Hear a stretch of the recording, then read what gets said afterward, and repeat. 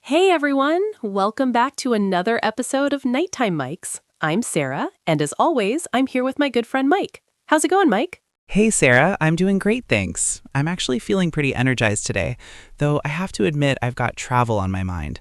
It's that time of year, right? Everyone seems to be heading somewhere. I know, right? It feels like every time I open my phone, I see a photo of someone at an airport or on a beach. And speaking of travel, that brings us to our topic for today. Something that some people love, but most people, including me, honestly, find a little bit stressful. We're talking about packing. Oh, packing, the ultimate test of friendship, marriage, and personal organization. It's funny because you can tell so much about a person just by looking at how they pack a suitcase. Are you a pack a week in advance person or a throw everything in a bag 10 minutes before the taxi arrives person? Oh, definitely the first one. I'm a planner, Mike. I usually start making a list on my phone at least 2 weeks before the trip. I like to visualize every outfit for every day. What about you? Let me guess. You're a last-minute guy? You caught me. I usually wait until the night before. I mean, why stress about it for 2 weeks when you can just have one very intense hour of stress right before you go to sleep? To be honest, I just feel like if I pack too early, I'll end up needing the clothes I already packed. Like, what if I want to wear my favorite blue shirt on Tuesday, but it's already buried at the bottom of my suitcase for a trip on Friday? That's a fair point, but that's why you do laundry before you pack. But seriously, I find that if I don't plan, I end up bringing things I never use. Last year, when I went to the mountains, I brought 3 different summer dresses. Why? I have no idea. I didn't wear a single one because it was freezing. No way. 3 dresses in the mountains? That's hilarious. But I get it. It's that just-in-case mentality. We all have those items, right? The I might go to a fancy dinner shoes or the what if it rains and then suddenly turns into a tropical heat wave jacket. Exactly. It's so hard to give up that just-in-case feeling, but I'm trying to get better at it. I've been reading a lot about minimalist packing. Have you ever tried to travel with just a carry-on bag for a long trip? Oh, absolutely. I'm a huge fan of the carry-on life. I actually went to Europe for 2 weeks with just a backpack once. It was a bit of a challenge to figure out at first, but it was so liberating.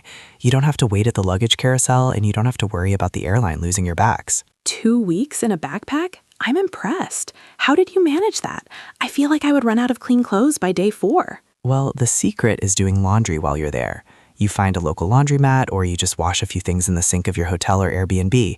It sounds like a lot of work, but it actually only takes 20 minutes. Plus, you get to feel like a local, sitting in a cafe next to the laundry shop. That's interesting. I never thought about it that way. I always assume that if I'm on vacation, the last thing I want to do is chores.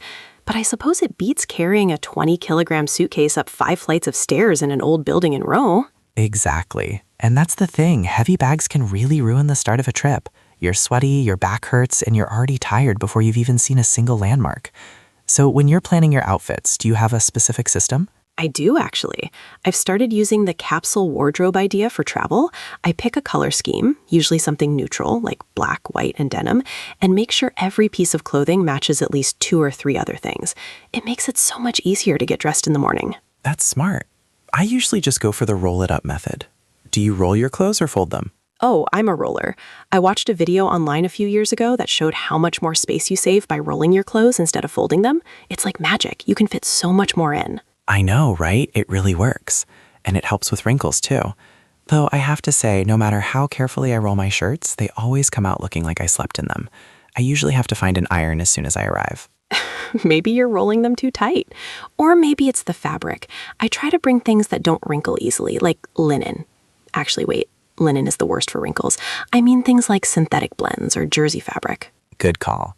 Hey, let's talk about gear for a second. Are you a suitcase person or a backpack person? I know you mentioned the mountain trip, but what's your go-to? It depends on the trip, but generally I prefer a hard shell suitcase with those 4 wheels that spin in every direction. They are so easy to push through the airport. I feel like a secret agent gliding through the terminal. I know exactly what you mean. Those 4-wheelers are a game changer. But for me, if I'm going somewhere where I'll be walking a lot, like through cobblestone streets or taking lots of trains, I always go for the backpack. There's nothing worse than the sound of suitcase wheels clattering over old stones at 6 a.m.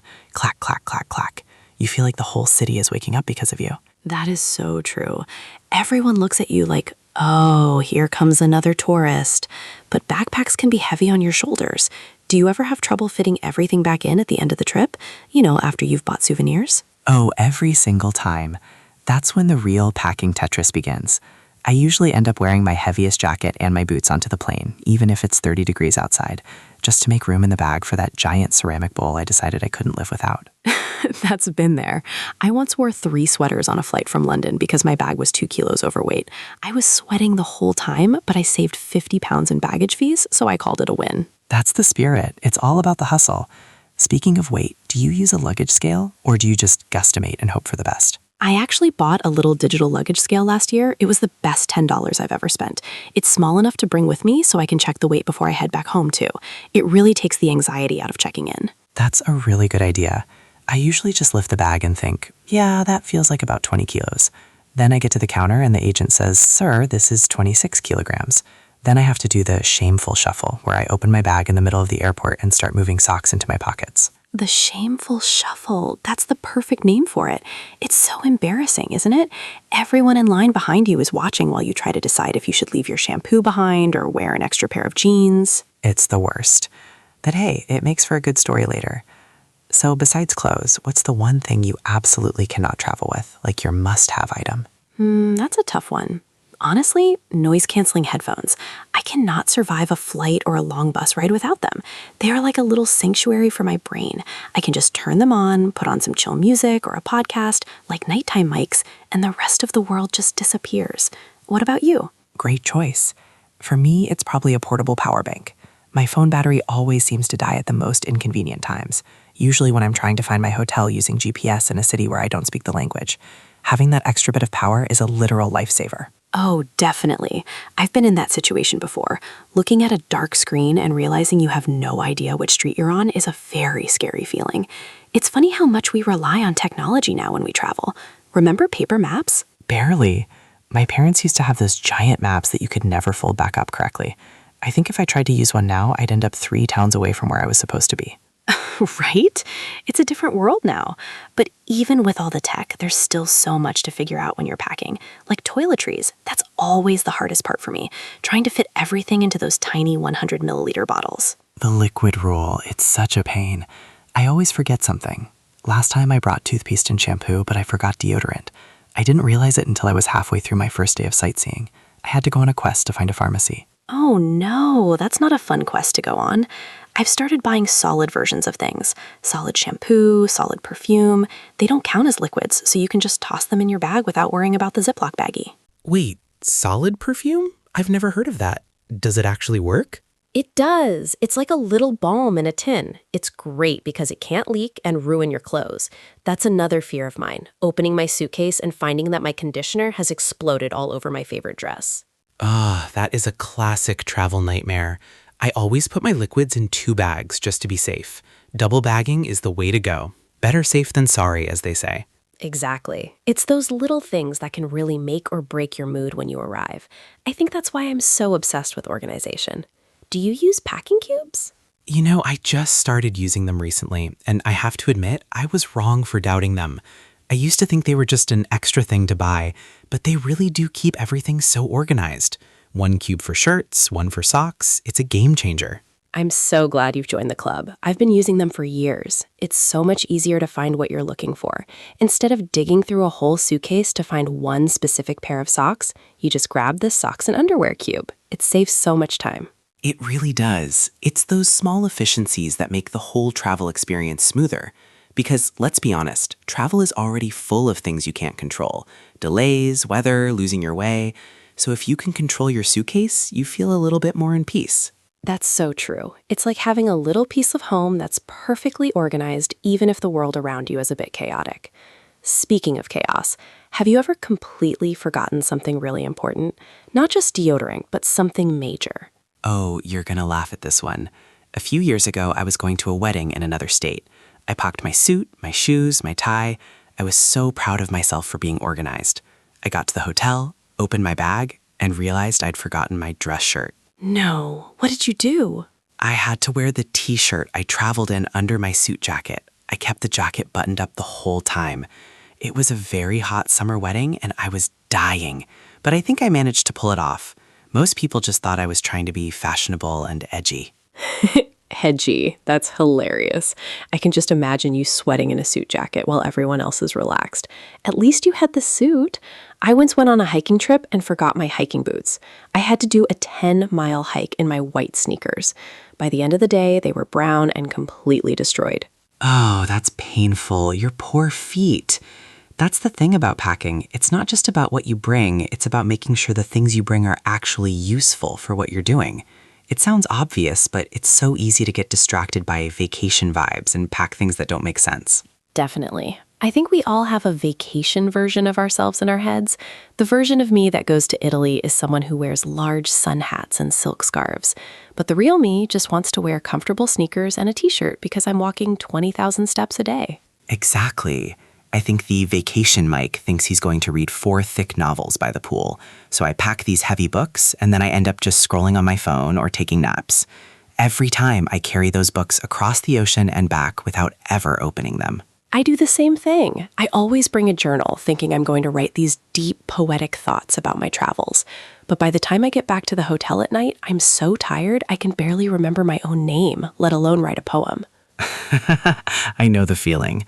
Maybe we should just start bringing dummy books, just the covers with nothing inside to save weight. That would be a great way to save space. But seriously, it's all about finding that balance between being prepared and being practical. I think as I get older, I'm getting better at it. I've realized that most places in the world have shops. If I forget something like a toothbrush or a t-shirt, it's not the end of the world. I can just buy one there. That's a great mindset to have. It takes away so much of the pressure. And honestly, sometimes the things you buy because you forgot something become your favorite souvenirs. I have a sweater I bought in Scotland because I didn't realize how cold it would be in June, and every time I wear it, I remember that trip. That's so sweet. It's like a memory you can wear. I have a similar thing with an umbrella I bought in Tokyo. It was a sudden downpour and I ducked into a convenience store. Now, every time it rains at home, I think of Japan. See, there's always a silver lining. Even when you mess up your packing, it can turn into a good memory. But I have to ask, what's your strategy for the night before you leave? Are you a get a full 8 hours of sleep person, or are you too excited to sleep? I wish I could say I sleep well, but I usually spend half the night wondering if I turned off the stove or if I left my passport on the kitchen counter. I usually check my bag for my passport at least 5 times before I leave the house. Only 5? Those are rookie numbers. I check mine every 10 minutes on the way to the airport. I'll be sitting in the Uber and I'll suddenly have this moment of pure panic where I think, did I actually put it in the bag or did I just dream that I put it in the bag? The passport panic. It's a universal experience. I think that's why I like to arrive at the airport so early. My friends think I'm crazy, but I'd rather sit at the gate for 3 hours than be rushing through security with 5 minutes to spare. I'm the opposite. I like to live on the edge. I usually arrive just as they start boarding. My heart rate is at about 150 beats per minute, but hey, I didn't have to wait in any lines. Mike, you're giving me anxiety just thinking about it. I don't know how you do it. I need my pre-flight ritual, I need to buy a bottle of water, find a magazine, and sit quietly. To each their own, I guess. That's what makes traveling with other people so interesting. You really learn about their habits. Some people are the airport snack masters, and some people are the I'll just eat the plain food types. Oh, I'm definitely a snack master. I always have a bag of nuts, some fruit, and maybe some chocolate. Plain food is so hit or miss. Sometimes it's surprisingly good, but other times, well, let's just say I'm glad I have my granola bars. Wise move. I usually just hope for the best with the plain food. I'm one of those weird people who actually kind of likes the little trays and the tiny salt and pepper shakers. It feels like a doll's house meal. A doll's house meal. That's so true. It's all so miniature. But you know, as much as we complain about packing in airports, it's all worth it once you actually get to your destination, right? Oh, 100%. The moment you step off that plane and feel the different air or hear a different language, all the stress of packing and will my suitcase be too heavy just evaporates. It really does. It's that feeling of adventure. And even if you forgot your favorite shirt or your hiking boots, you're in a new place and you're going to have an amazing time regardless. Exactly. At the end of the day, a trip is about the experiences, not the stuff in your bag. Though having the right stuff does make those experiences a lot more comfortable. Definitely. So if you had to give one piece of advice to our listeners who might be packing for a trip right now, what would it be? I'd say whatever you think you need, take out about 20% of it. You won't miss it, and your back will thank you later. What about you, Sarah? My advice would be to use packing cubes and always, Always keep your essentials like medications, chargers, and your passport in your carry-on bag, never in your checked luggage, just in case your main bag decides to take a vacation of its own to a different country. That is solid advice. Seriously, don't put your keys or your passport in the checked bag. I've seen people do it and it never ends well. Well, I think we've covered a lot of ground today, Mike. I feel like I'm ready to go pack for a trip right now, even though I don't have one planned for another few months. Me too. I might just go home and practice my rolling technique. Well, thanks for joining us today on Nighttime Mics, everyone. We hope this conversation gave you some useful tips, or at least made you feel better about your own packing struggles. Yeah, thanks for listening. It's been great chatting with you, Sarah. I always learn something new, even if it's just that you wear 3 sweaters on a plane to save money. Hey, don't judge. It worked. I'm not judging. I'm impressed.